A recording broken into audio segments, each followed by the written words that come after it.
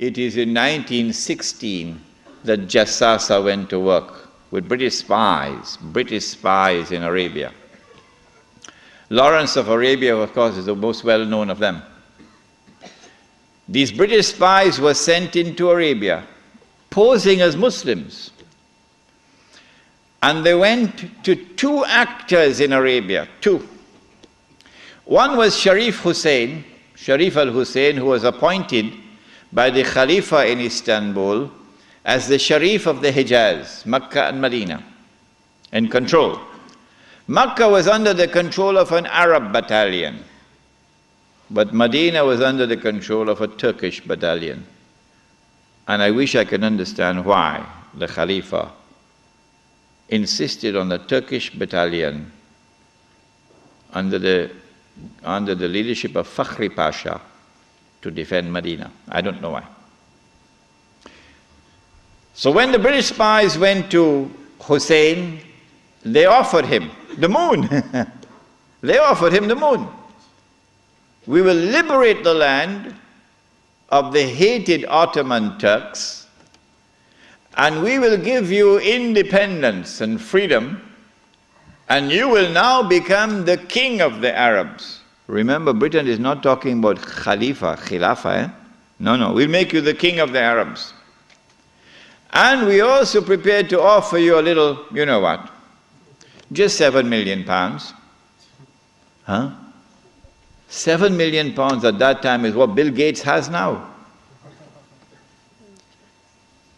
Sharif Hussein, the great-great-grandfather of Abdullah in Jordan now, then betrayed the Prophet Muhammad ﷺ, betrayed 1400 years of history of this ummah, violated the plain and clear command of Allah subhanahu wa ta'ala in the Quran in Suratul Ma'idah, in which He commanded us, Ya ayyuhalladhina amanu la tattakhizul yahuda wal nasara awliya. Do not take the Jews and do not take the Christians as your awliya. Do not establish an alliance with them in which you become dependent upon them and subservient to them. Do not do that, says Allah.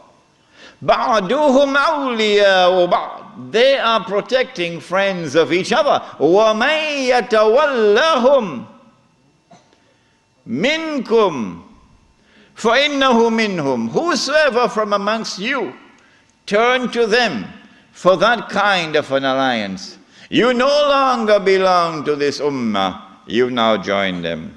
إِنَّ اللَّهَ لَا يَهْدِي الْقَوْمَ الظَّالِمِينَ. Surely Allah will never provide guidance for a people who commit such an atrocious act of wrongdoing. And this is precisely what Sharif Hussein did, and what all his descendants from that day to this day have been doing.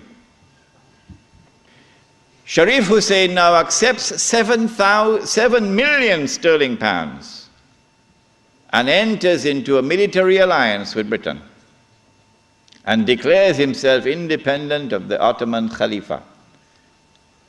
Once the Khilafah in Istanbul had lost control of Mecca and Medina, had lost control of the Haramain, had lost control of the Hajj, you pull the carpet, you pull the rug from underneath the feet of the Khalifa. His Khilafah is now losing legitimacy. Can anyone be Khalifa? Can you appoint a Khalifa here in downtown Lakemba?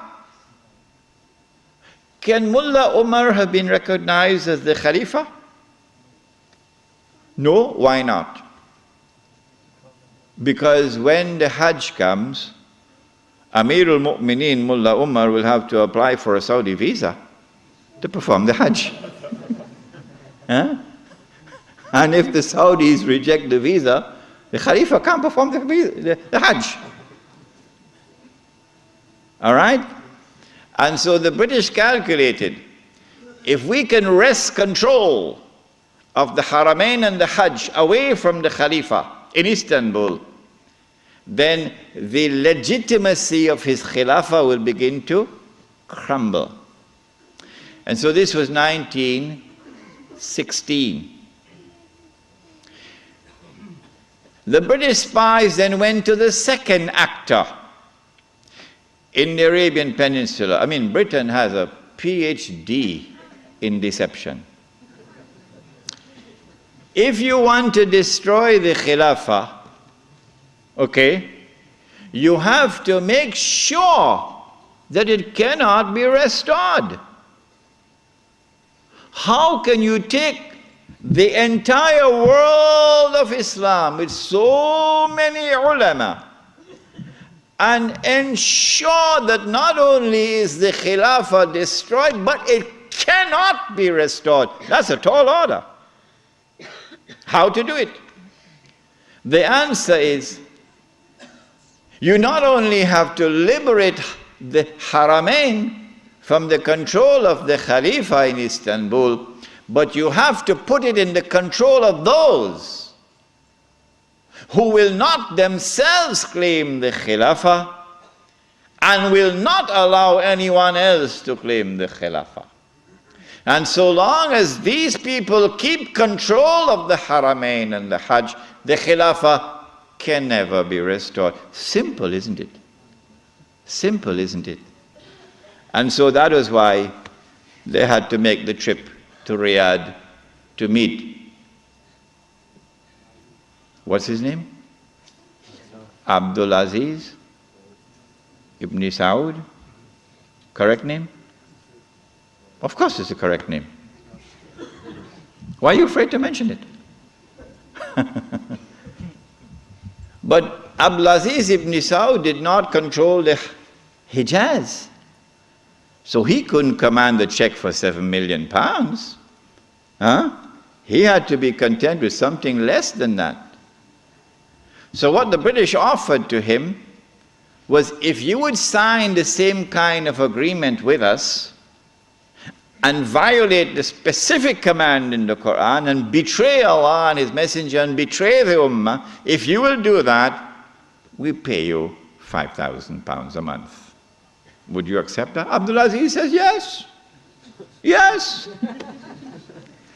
And in 1916, Abdulaziz ibn Saud signed an agreement with Britain. Yes. Which made of him a military ally of Britain, subservient to Britain. But when the Ikhwan, who were his military force, questioned him, how can you sign this agreement with Britain? And how can you accept this money from Britain, £5,000 a month? Abdulaziz ibn Saud says, this is jizya.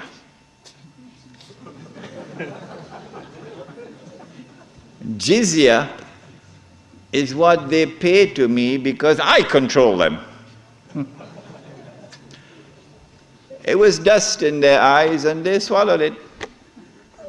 And so Abdulaziz ibn Saud got away with it.